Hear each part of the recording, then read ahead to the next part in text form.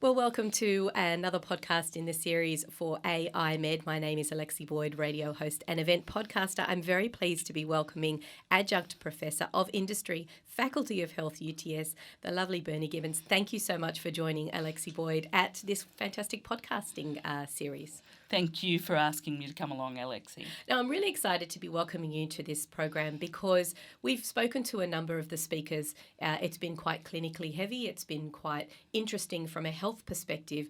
And what you're going to bring to this conversation today, I think, is more of an industry perspective when it comes to AI Med, but also an overall view of the AI movement because you're so intrinsically involved with that here in Australia. Let me start by tell us a little bit about the background that you have and why that feeds into your passion for AI Med in Australia and the movement.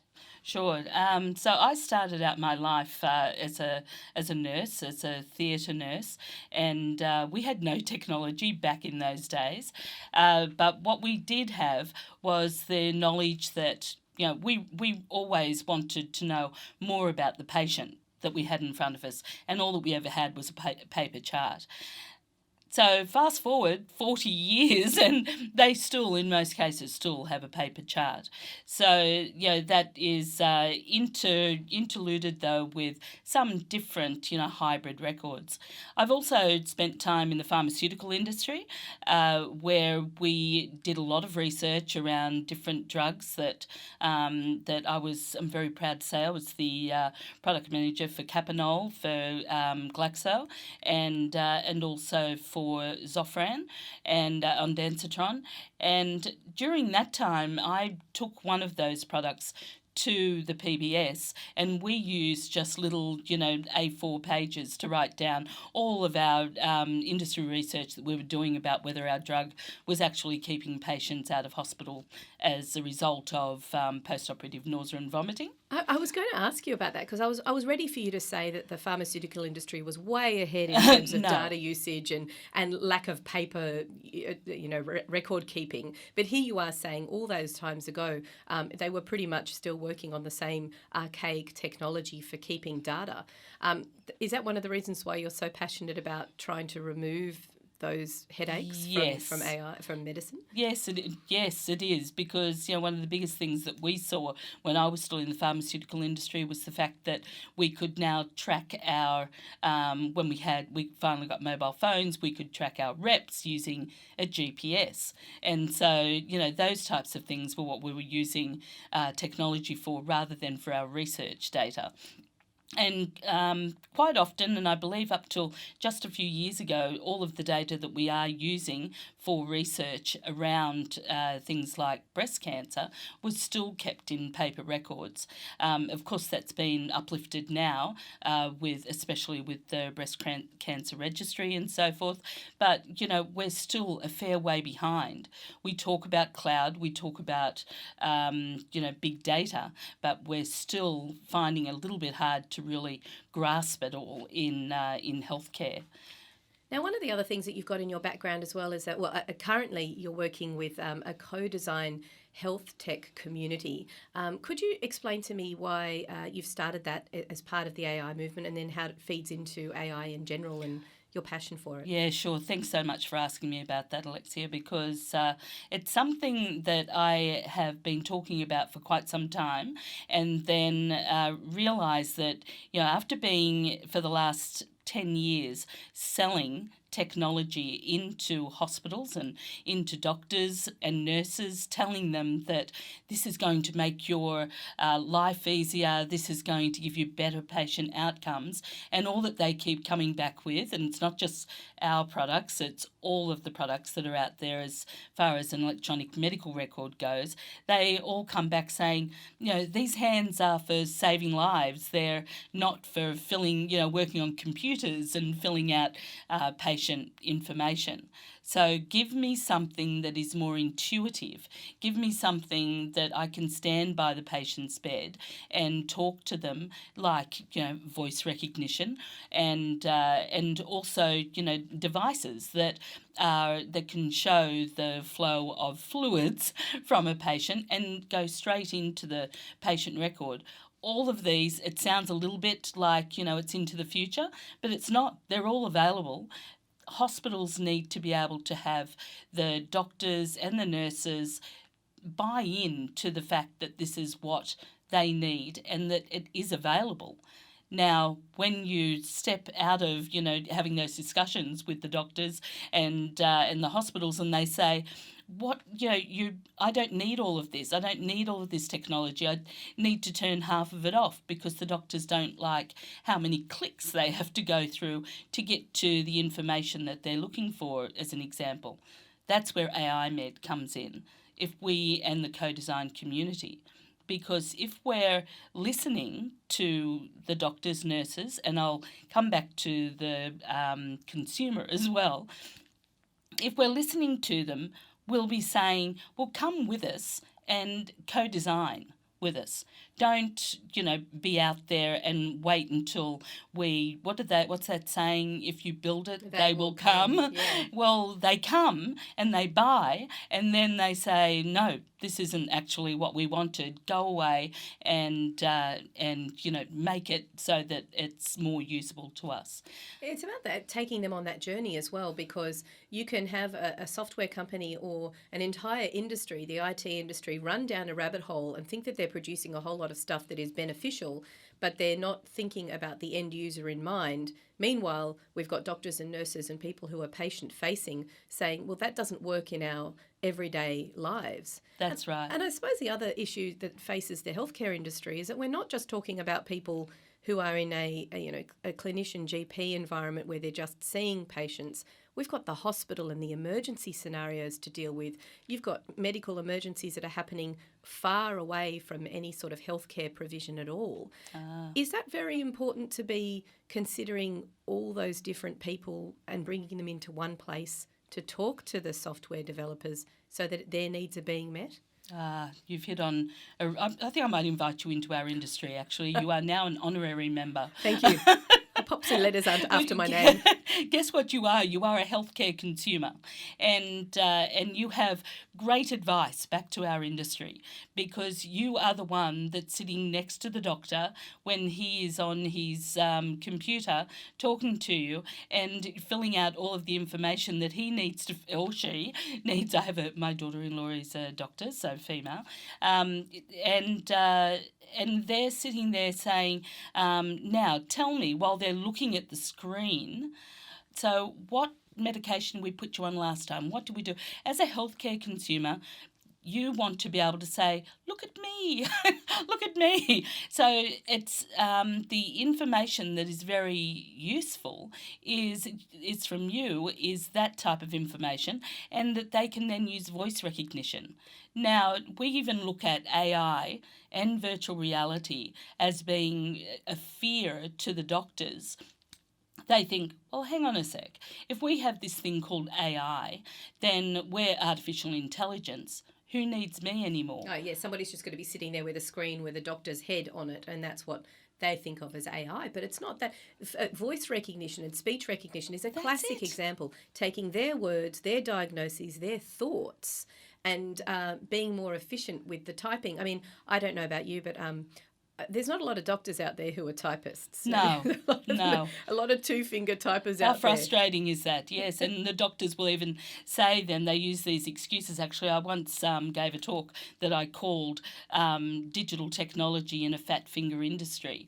And, because that's all you hear is, my fingers are too fat to do all this typing. No, they are not.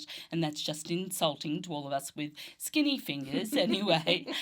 But the healthcare consumer is someone, I've always thought, well, we're all healthcare consumers. But then I start to think about it and I think, well, no, we're not. We know too much in our industry. We look around in the rooms when, National Health Transition Authority, we went through lots of lunches and dinners and functions where they would have someone from the Healthcare Consumer Association would be the one who would stand up and put their hand up, and we'd go, oh, sit down, we're all healthcare consumers. But we are not, because we know what is going on. You walk out into the street and you ask a patient, a person rather, just in the street, do you know about my health record? And they'll go, No, what's that?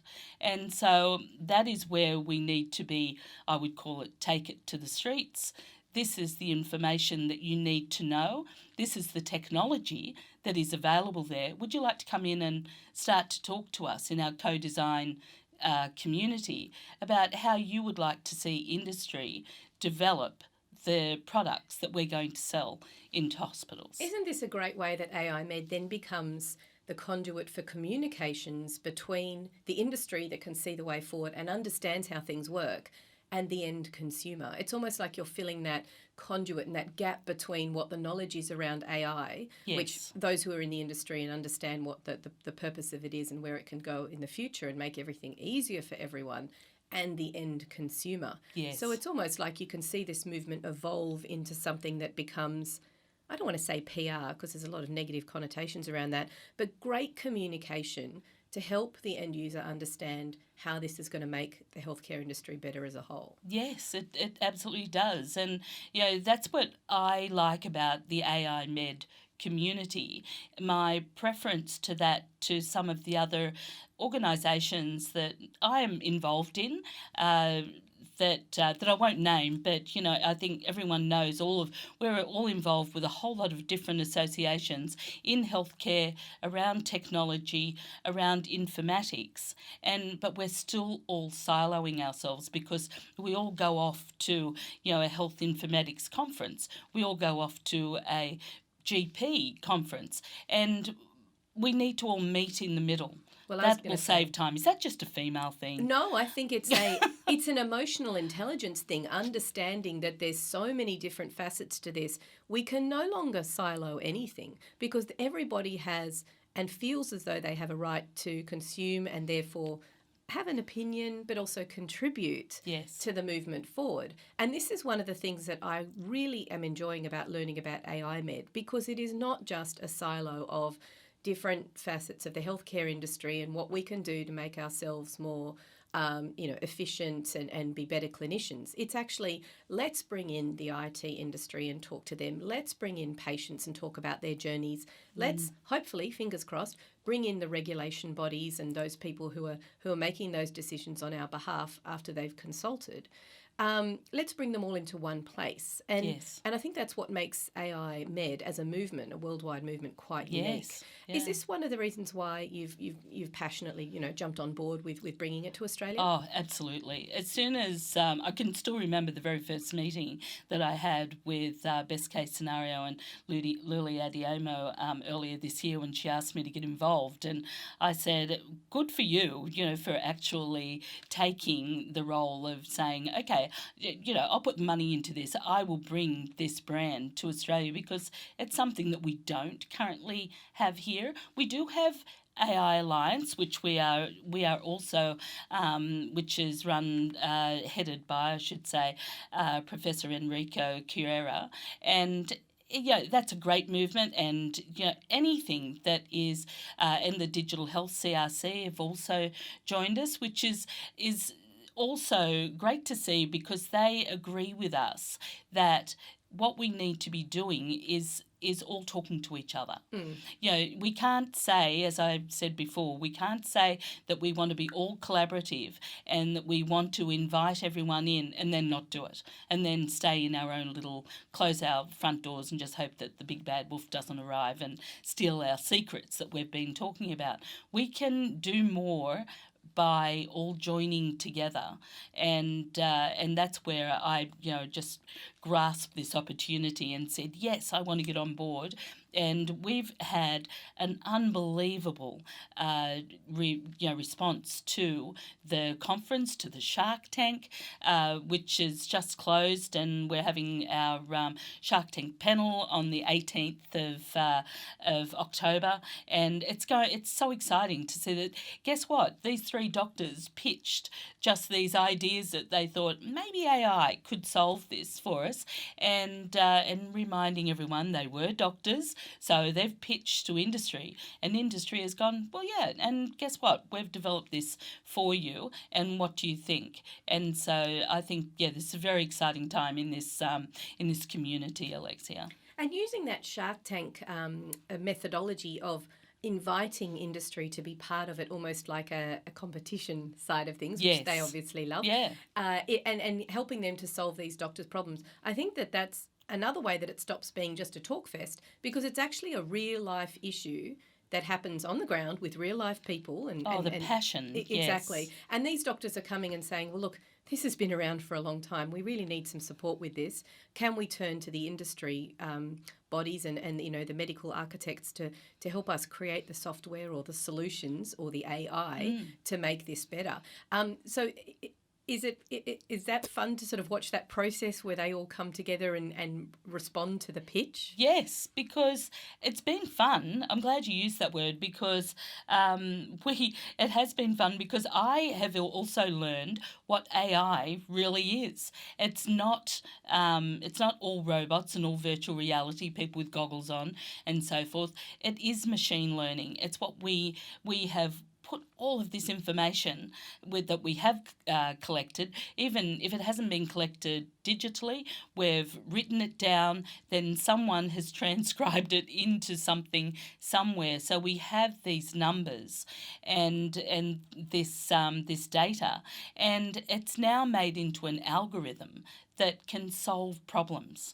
And I just, when I look at the technology that we have, and I think, okay, so we're storing all of this information, and then what does a hospital do with it? I can see now what they're doing with it, and have been noticing this over the last few years, is that they use all of the information and put it onto a dashboard that is then available, like to the ambulances, for example, to the Royal Flying Doctor Service.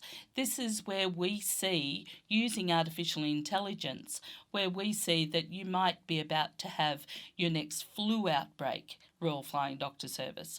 And they give them that information because they can see that this is where people are travelling. This is where, there's a lot of people travelling to different areas who may have been in areas where there has been a flu outbreak.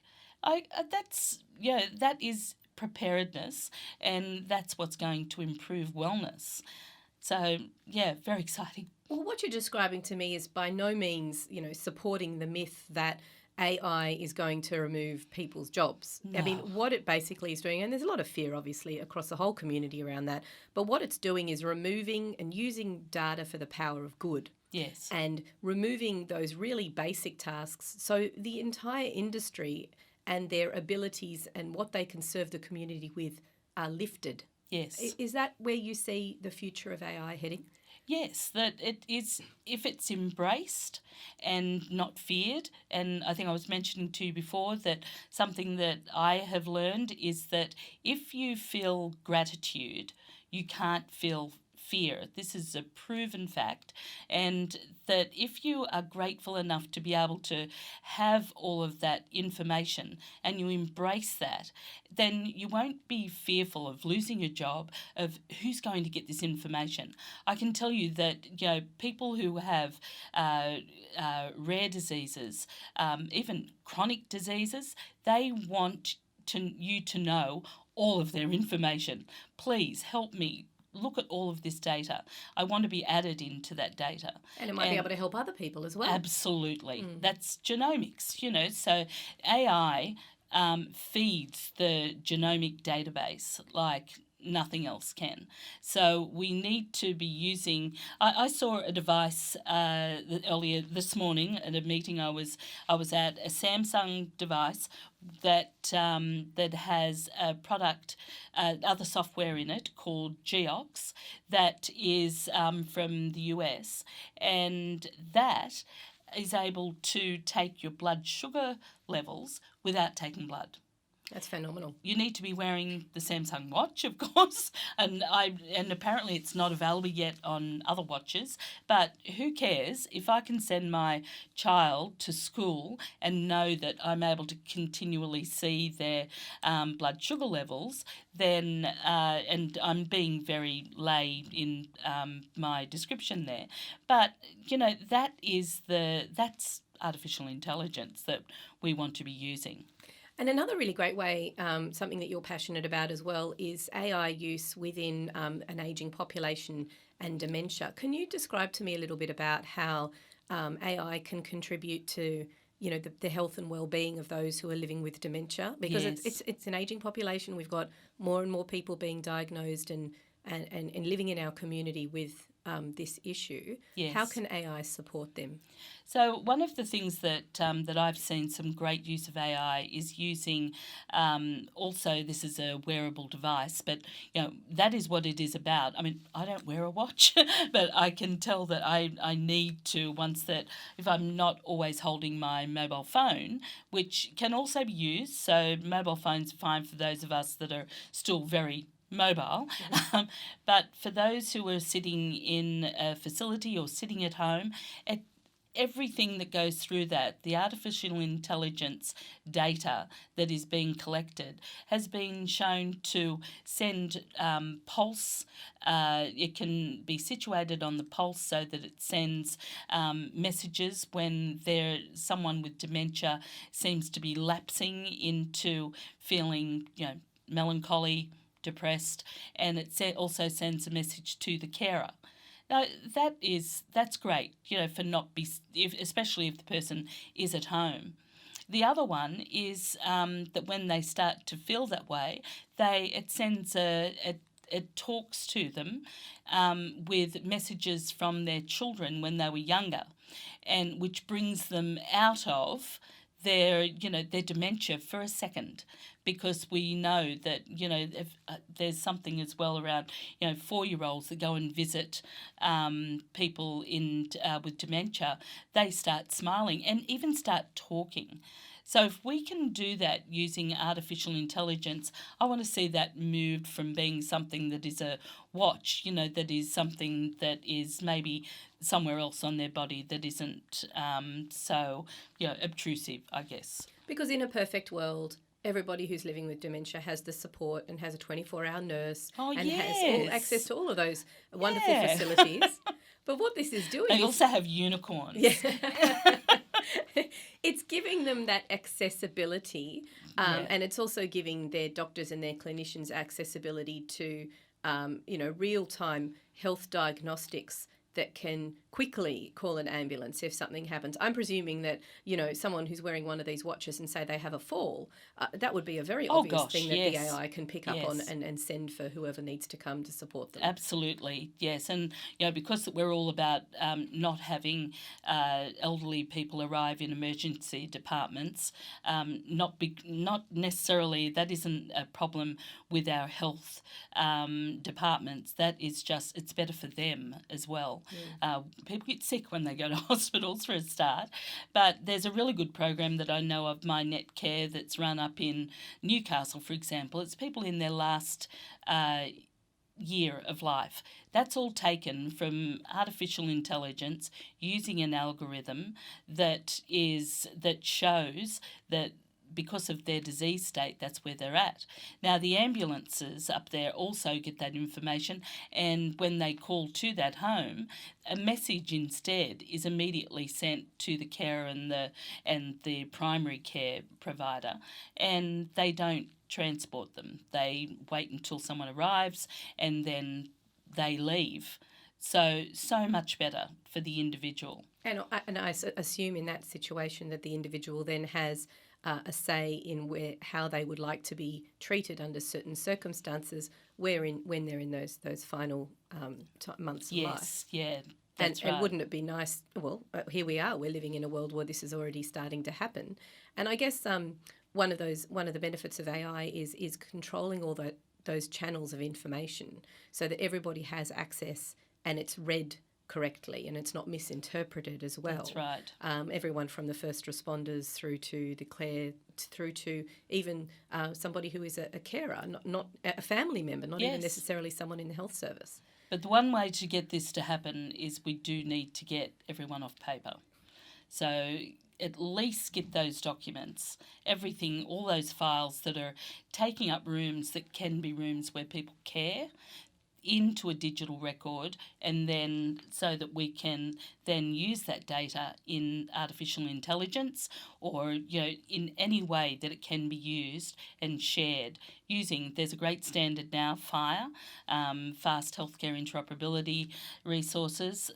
it's a standard that should be used across all of the software vendors, and it's starting to be. But what it means is that every software that is out there within a hospital, and some have over 100 or 200, depending on the size of the hospital, they have that many platforms of other digital information. You need to be able to streamline stream it. into Exactly that. That's right. Yes. So, I mean, that's a really interesting facet. I think it's a good example of how AI is already existing. We just need to tap into that technology. Now, just to finish up, tell me a little bit about what a clinician or somebody who's attending the conference can expect if they come along to AI Med in November. Yes. So on the first day, we're so lucky, so grateful to have Dr. Anthony Cheng. Is going to be you'll be able to go into a workshop with Dr. Anthony Cheng, the founder of AI Med. I was going to say he's the founder. How exciting. Running a workshop. So he's a paediatric cardiologist from the Children's Hospital in Orange County, and he's very excited to be here for his first trip to Australia. And so he will be there. He'll be there, of course, for the 2 days, so you will have access to be able to stop him and have a chat, of course, and I'll help them do that if they would like that. and also, the people who we've got, they're dedicated clinicians in their own fields. Everyone who is a speaker is in some way dealing with a patient. We've got Dr. Meredith Makem from the ADHA. She still sees patients as well. And, we've got people like Dr. Simon Koz, who is now back in Australia after being the Chief Medical Officer for Microsoft Global. And he's back in Australia as working with Dr. Sam Prince's Next Practice, and he's the CEO there.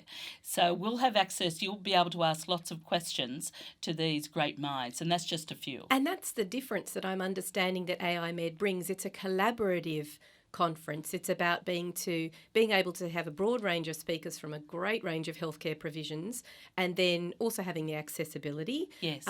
What can people expect from the networking potential that's there from both the delegates and the speakers? Is there lots of opportunities to do that as well? There will absolutely be. So we've got, if it's not just at the morning teas and lunch breaks and so forth, we will also be able to. We've got the cocktails and just come up to me. I'll be able to help you go and meet anyone that you want to meet. So today's takeaway is make sure you are best friends with Berne, because you'll get access to everybody. That's right, yes. Well, look, I'd like to thank you so much for joining myself, Alexi Boyd, radio host and just all-round generalist who loves hearing about this sort of stuff. I've been fascinated to talk to you not only about your journey, your background and how that's fed into your passion for AI Med, but also just your confidence and excitement about the conference. It's a great movement to bring to Australia. Thank you for being part of that. And thank you for joining us in this podcast. It has been absolutely fascinating, Berne. Well, thank you very much for asking me along, and I just can't stop saying, if you're mad, if you're making a difference, then get along to the conference and tell us all about it. Fantastic. You've been listening to Alexi Boyd. We will have another fantastic conference podcast available for you on AI Med. Just check out the AI Med channels. You can listen to a whole range of the speakers that we've got coming along to the summit in November. And if you haven't already registered, make sure you head to the AI Med Australia website, find out all the speakers that are going to be there, talk to your friends, see who's attending, and come along. We'll be speaking to another one of our doctors shortly.